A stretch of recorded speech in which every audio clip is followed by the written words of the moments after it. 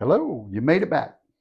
I don't know why I did that. That seems a little weird, but chances are you weren't watching anyway, so now you have to record it and find out what I did or rewind it. Welcome to the podcast. This is called DeChurched. You may have just seen I changed that recently. I came up with that idea because I really feel called to people who have been de-churched. You know who Jesus is, you know who God is, you know what the Bible is, you know what church is, and you don't want any part of the church because they've hurt you. I get that. And I've been hurt by the church. I know a lot of people that have been hurt by the church. And my goal is to really help you become de-churched. Church that you experienced is not really what God wanted you to experience. Those were people. I'm a person, I'm a pastor. Every pastor I've ever met is just a person, and we make mistakes. Sometimes we treat people terribly. Sometimes we misunderstand scripture. Sometimes we misunderstand people and what they're going through. And so we give bad advice and we say the wrong thing, or we lead them in a wrong direction. These are because we're all fallible human beings. So I love the local church. Don't get me wrong. I think you should go. I belong to one. I love pastors. I still think it's a very important thing to be. What to me is wrong is we're not doing all the work. We need to study our Bible so we know what it says. And then the pastor can get up there and teach all kinds of things because he won't have to teach the fundamental stuff anymore. We'll get it, we'll know it, and we move forward. That's the goal. So don't take de-church to mean I don't like church. Take it to mean I don't want to stay where you were. You need God. And because some pastor, some church, some Christian, some person hurt you, that's not reason enough for you to give up your relationship with God. So get back. And this is how you're doing it. You're on chapter 42 of Genesis. This is huge. I'm sorry, I'm probably talking too loud and you're having to change your volume a lot, but I'll calm down. Chapter 41 was so important because it tells us how we got to the slavery and a lot of the other things that happened. Now we're going to bring Joseph's brothers back to Egypt and we're going to find out how they got there. So let's jump right into chapter 42 in Genesis. And I'm going to read it from the New Living Translation because I think it just kind of flows a little bit easier. But by all means, compare translations. It always helps. Verse 1, chapter 42. When Jacob heard that grain was available in Egypt, he said to his sons, "Why are you standing around looking at one another? I've heard there's grain in Egypt. Go down there and buy enough grain to keep us alive. Otherwise, we'll die." So Joseph's 10 older brothers went down to Egypt to buy grain, and somebody forgot to silence their phone. So let's go back. So Joseph's 10 older brothers went down to Egypt to buy grain. But Jacob wouldn't let Joseph's younger brother Benjamin go with them for fear some harm might come to him. So Jacob's sons arrived in Egypt along with others to buy food for the famine in Canaan. For the famine was in Canaan as well. Since Joseph was governor over all of Egypt and in charge of selling grain to all the people, it was to him that the brothers came. When they arrived, they bowed before him and their faces to the ground. Joseph recognized his brothers instantly, but he pretended to be a stranger and spoke harshly to them. "Where are you from?" he demanded. "From the land of Canaan," they replied. "We have come to buy food." Although Joseph recognized his brothers, they didn't recognize him, and he remembered the dreams he had had about them many years before. He said to them, "You are spies. You have come to see how vulnerable our land has become." "No, my lord," they exclaimed. "Your servants have simply come to buy food. We are all brothers, members of the same family. We are honest men, sir. We are not spies." "Yes, you are," Joseph insisted. "You have come to see how vulnerable our land has become." "Sir," they said, there are actually 12 of us. We, your servants, are all brothers, sons of a man living in the land of Canaan. Our youngest brother is back there with our father right now, and one of our brothers is no longer with us. But Joseph insisted, "As I said, you are spies. This is how I will test your story. I swear by the life of Pharaoh that you will never leave Egypt unless your youngest brother comes here. One of you must go and get your brother. I'll keep the rest of you here in prison, and then we'll find out whether or not your story is true. By the life of Pharaoh, if it turns out that you don't have a younger brother, then I'll know you are spies." So Joseph put them all in prison for 3 days. On the third day, Joseph said to them, I am a God-fearing man. If you do as I say, you will live. If you really are honest men, choose one of your brothers to remain in prison. The rest of you may go home with grain for your starving families. But you must bring your youngest brother back to me. This will prove to me that you are telling the truth, and you will not die. To this they agreed. Speaking among themselves, they said, clearly we are being punished for what we did to Joseph a long time ago. We saw anguish when he pleaded for his life, but we wouldn't listen. That's why we're in this trouble. Didn't I tell you not to sin against the boy? Reuben asked. But you wouldn't listen, and now we have to answer for his blood. Of course, they didn't know that Joseph understood them, for he had been speaking to them through an interpreter.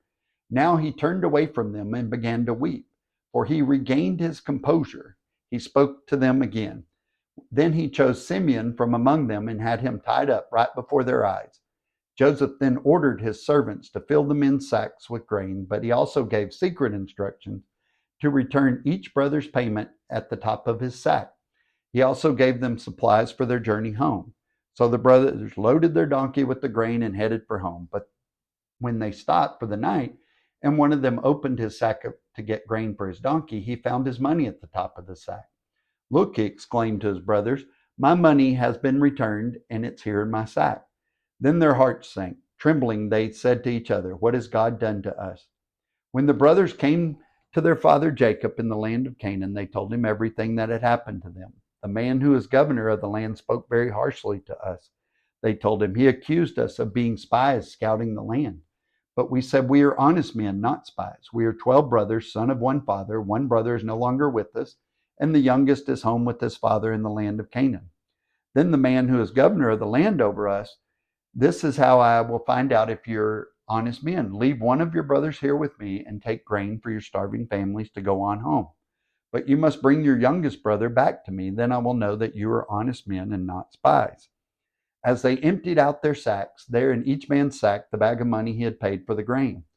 The brothers and their father were terrified when they saw the bags of money. Jacob exclaimed, you are robbing me of my children.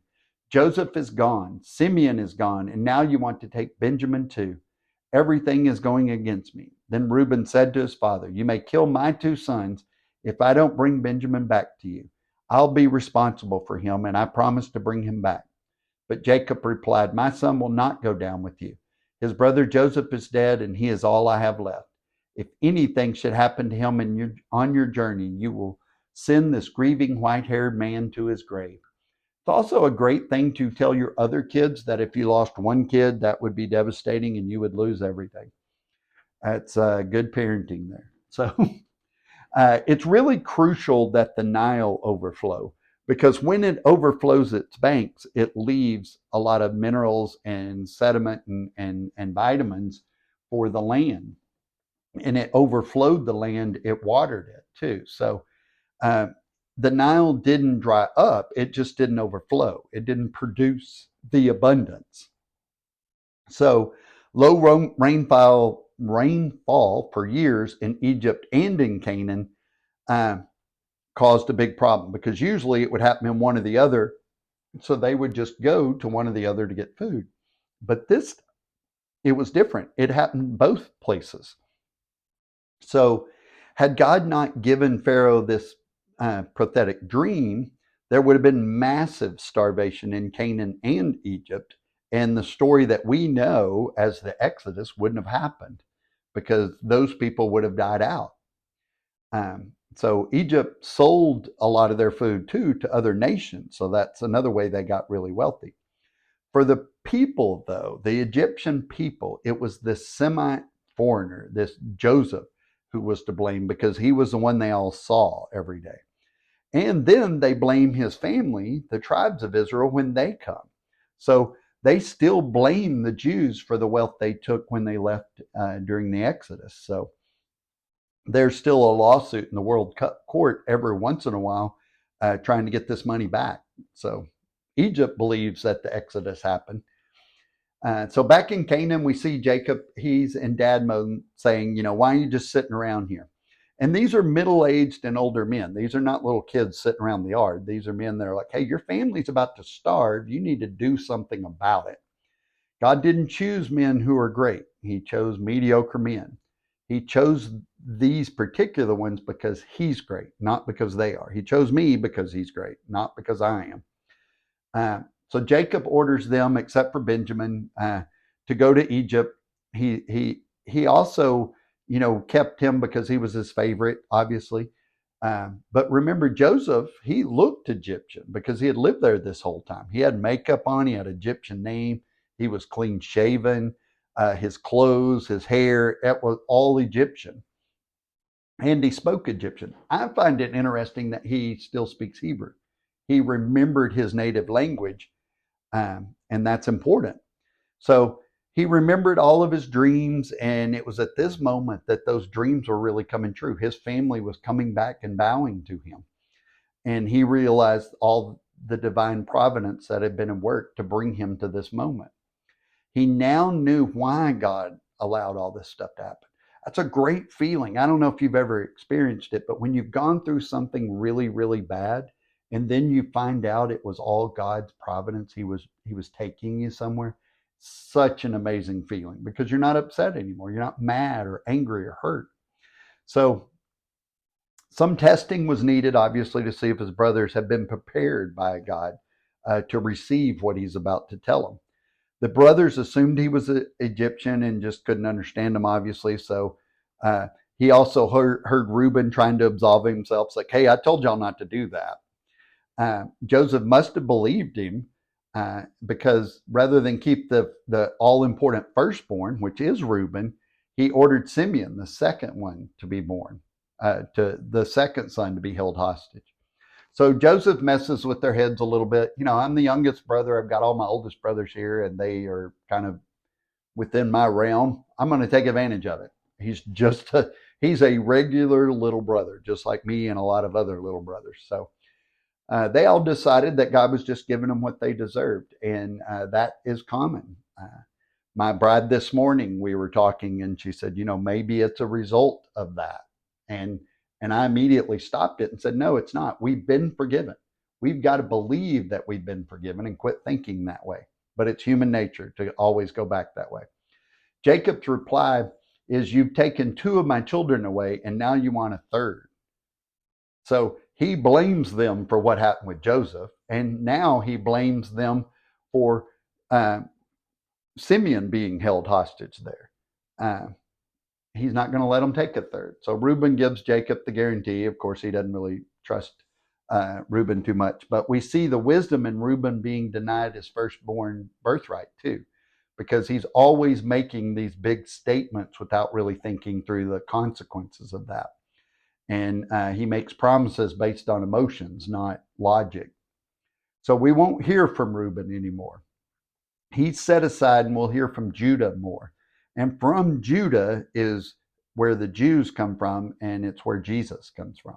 So Jacob doesn't trust any of these sons anymore. His level of trust in his middle age and older sons doing the right thing is pretty much gone. So that's chapter 41, and a whole new era of the Hebrew people, the Egyptian people, come together now as they all join each other in Egypt. And that is not even remotely close to where the problems stop.